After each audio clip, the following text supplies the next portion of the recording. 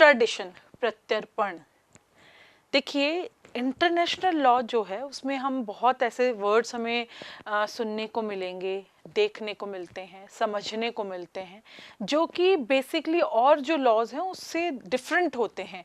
यानी कि अगर हम बात करें इंडियन पिनल कोड, अगर हम बात करते हैं कॉन्स्टिट्यूशन, अगर हम बात करते हैं ट्रांसफर ऑफ प्रॉपर्टी, तो वहाँ पर आपको ऐसे वर्ड्स नहीं सुनने को मिलते, वहाँ हम ऐसे वर्ड्स नहीं समझते।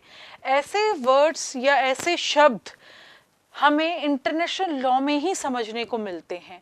क्यों? क्योंकि इंटरनेशनल लॉ जो है वो कोई कोडिफाइड संहिताकृत लॉ नहीं है कि हमने खोला, देखा और अप्लाई कर दिया। उसके लिए तो हमें लॉ क्रिएट करना पड़ता है, हमें ऐसे प्रॉब्लम्स और इश्यूज के ऊपर लॉ फ्रेम करने पड़ते हैं। अगर हम बात करें कैसे, तो जो हमने सोर्सेज में डिस्कस किया था, कन्वेंशन के थ्रू, ट्रीटीज के थ्रू, ऐसे हम लॉज क्रिएट करते हैं। तो ऐसे अगर हम एक्स्ट्राडिशन की बात करें तो एक्स्ट्राडिशन भी एक ऐसा शब्द है जो हमें इंटरनेशनल लॉ में समझना होता है। एक इंपॉर्टेंट चैप्टर के तौर पे अगर हम बात करें तो एक्स्ट्राडिशन एक बहुत इंपॉर्टेंट चैप्टर आपका है। एक्स्ट्राडिशन में फर्स्ट जो हम देखेंगे, एक्स्ट्राडिशन का मतलब देखेंगे कि एक्स्ट्राडिशन होता क्या है। तो देखिए, delivery of an accused or convicted individual to the state on whose territory he committed a crime। समझ में आया कि बेसिकली एक पर्सन जिसने कोई क्राइम किया, क्राइम उसने किया ए स्टेट में, जैसे कि हम लेके चलते हैं, एक पर्सन ए है जिसने क्राइम किया यहाँ पे, और क्राइम करके वो कहाँ चला गया, यहाँ चला गया, दूसरे स्टेट में चला गया। ठीक है, ये सेकंड स्टेट है और ये फर्स्ट स्टेट है आपका। ठीक है, यहां इसने क्राइम किया और क्राइम करके ये कहाँ चला गया, दूसरे स्टेट में चला गया। अब दूसरे स्टेट में वो चला गया तो अब उसकी टेरिटरी चेंज हो गई। अगर टेरिटरी अगर उसकी चेंज होती है तो अब ए को हम वहां से, यहां जो ए चला गया है यहां से लाना इम्पॉसिबल है। सिर्फ पॉसिबल हो सकता है किसके थ्रू, एक्स्ट्राडिशन के थ्रू। इसका मतलब एक्स्ट्राडिशन क्या हुआ, प्रत्यर्पण क्या हुआ कि जब एक पर्सन क्राइम करता है एक स्टेट में और क्राइम करके अदर दूसरे स्टेट में चला गया, तो वहां से आप उस अपने पर्सन को जिसने क्राइम किया है उससे आप उस दूसरे देश से मांगते हैं, रिक्वेस्ट करते हैं। वो रिक्वेस्ट करना एक्स्ट्राडिशन कहलाता है।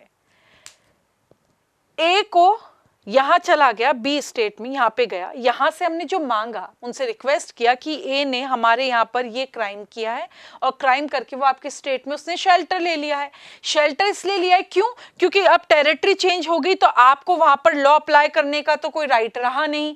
अगर आपको लॉ अप्लाई कराना है, उसे आपको उसको पनिशमेंट दिलाना है, उसे उस अक्यूज्ड को वापस लाकर उसको जो भी पनिशमेंट मिलना चाहिए वो उसको दिलवाना है, तो आप उस दूसरे स्टेट से जो मांगेंगे, रिक्वेस्ट करेंगे, वो प्रत्यर्पण, एक्स्ट्राडिशन कहलाता है।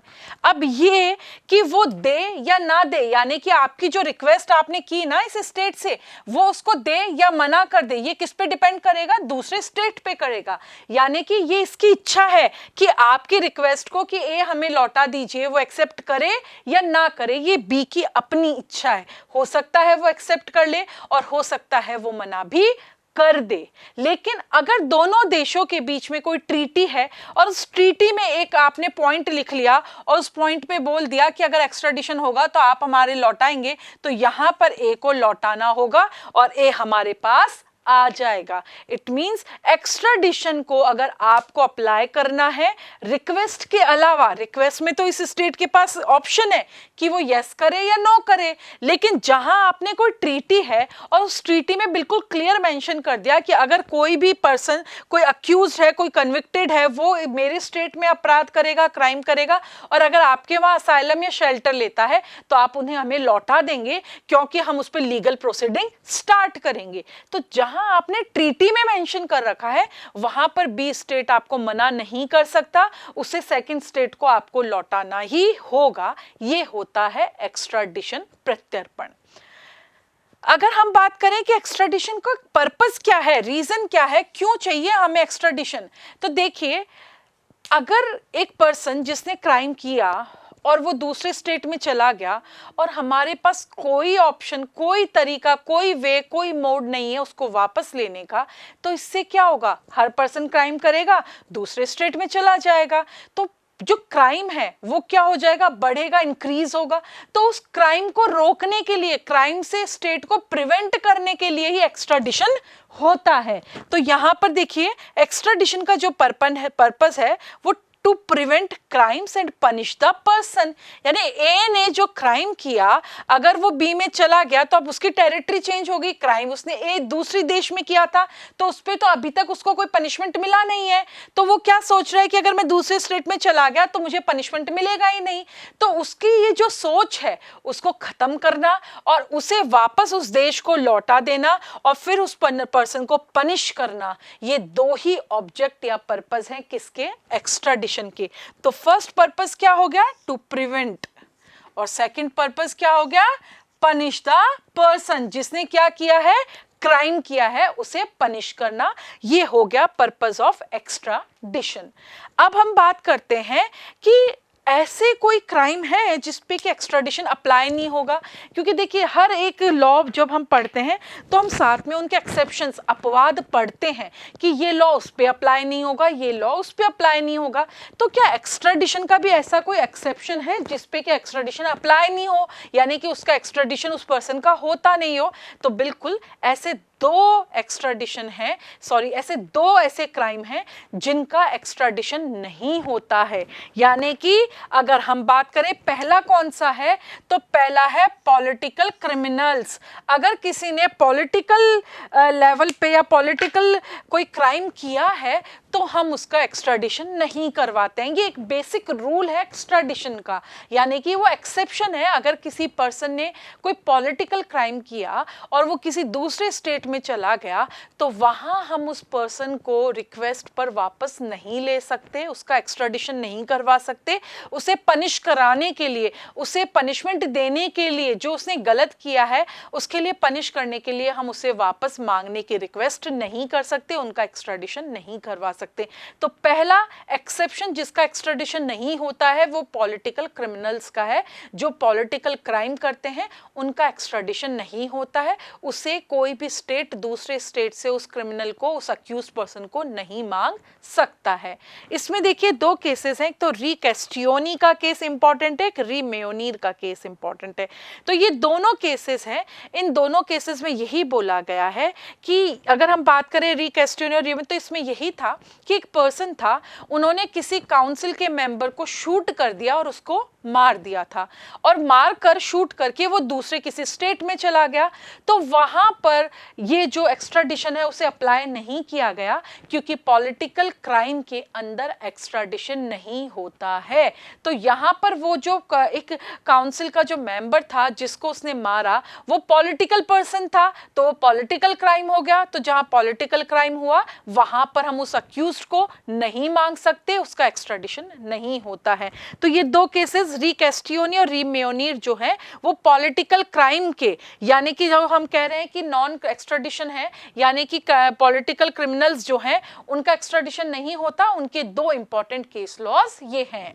नेक्स्ट अगर हम बात करते हैं तो रिलीजियस जो भी आपका कोई भी ऐसा क्राइम है तो उसका अंदर भी हम कह सकते हैं कि उसका एक्स्ट्राडिशन नहीं होता है। यानी कि अगर हम बात करें धार्मिक, अगर किसी ने कोई अपराध किया है तो वहां पर भी हम उस पर्सन का, उस अक्यूज्ड का एक्स्ट्राडिशन नहीं कर सकते, हम दूसरे स्टेट से रिक्वेस्ट नहीं कर सकते कि आप उसे हमें लौटा दीजिए। क्यों?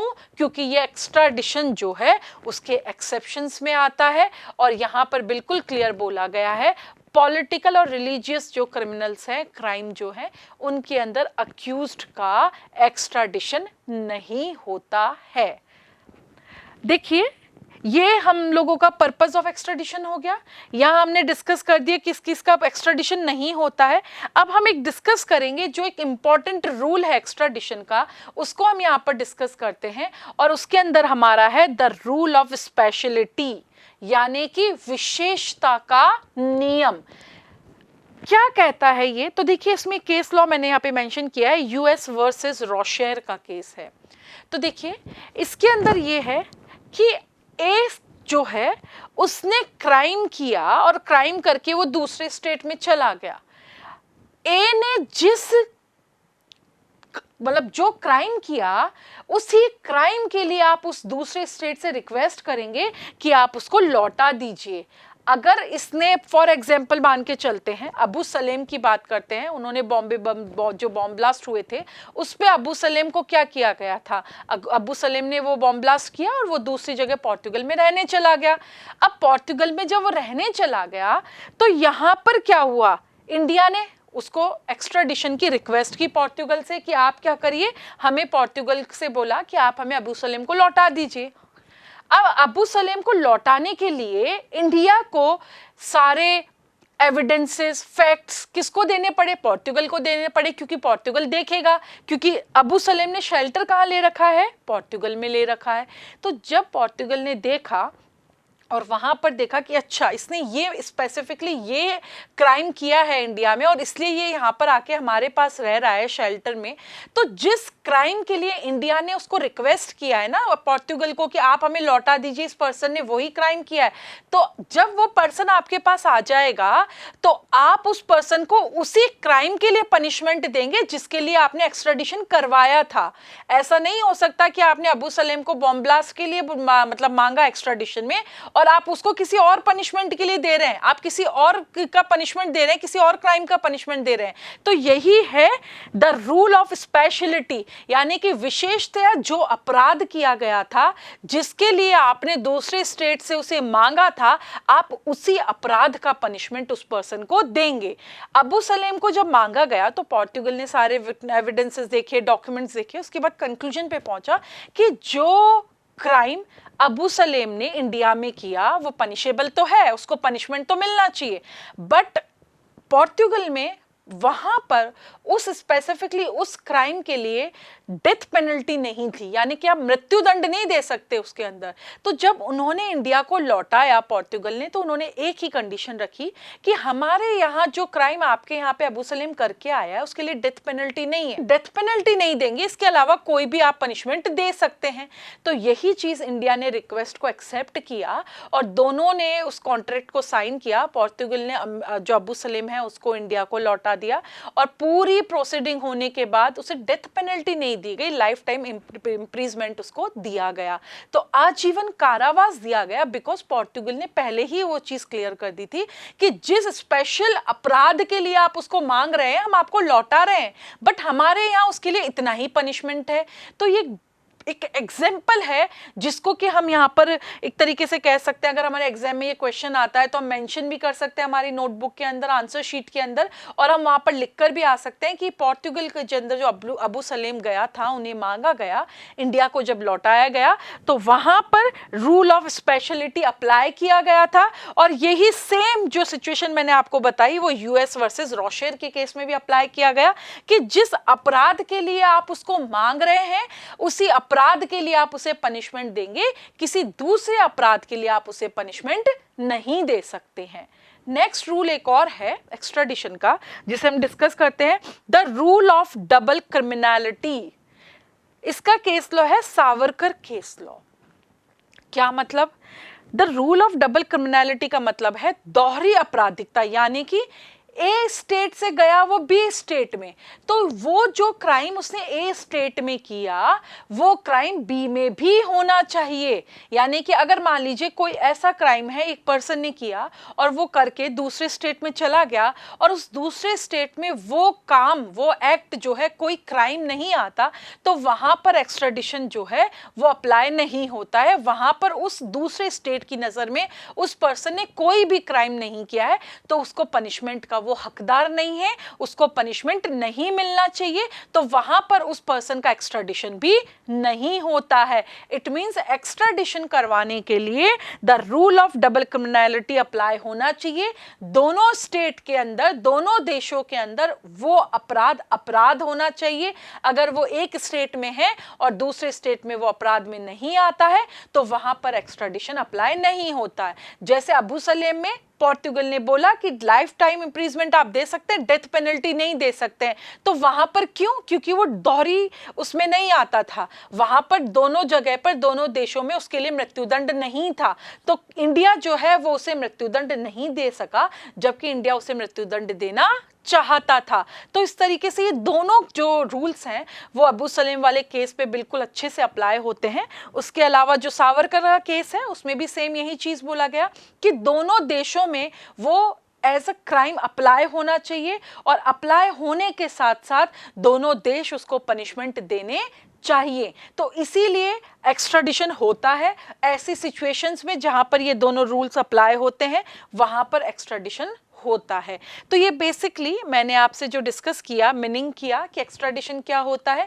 ए पर्सन जब बी स्टेट में चला गया क्राइम करके, तो आप बी जो स्टेट है उससे आप रिक्वेस्ट कर रहे हैं कि आप उस पर्सन को, अक्यूज को लौटा दीजिए, क्योंकि उन्होंने हमारे यहाँ देश में ये क्राइम किया है, उसे पनिशमेंट देना है। तो जो लौटाने की ये रिक्वेस्ट है, ये पूरा जो प्रोसीजर है, ये एक्स्ट्राडिशन कहलाता है। और एक्स्ट्राडिशन के लिए दोनों देशों में उसका अपराध होना जरूरी है, और साथ में जिस अपराध के लिए आपने एक्स्ट्राडिशन करवाया है उसी अपराध के लिए आप उसके ऊपर प्रोसीडिंग स्टार्ट करेंगे। दूसरी किसी अपराध के लिए आप उस पर प्रोसीडिंग स्टार्ट नहीं कर सकते हैं।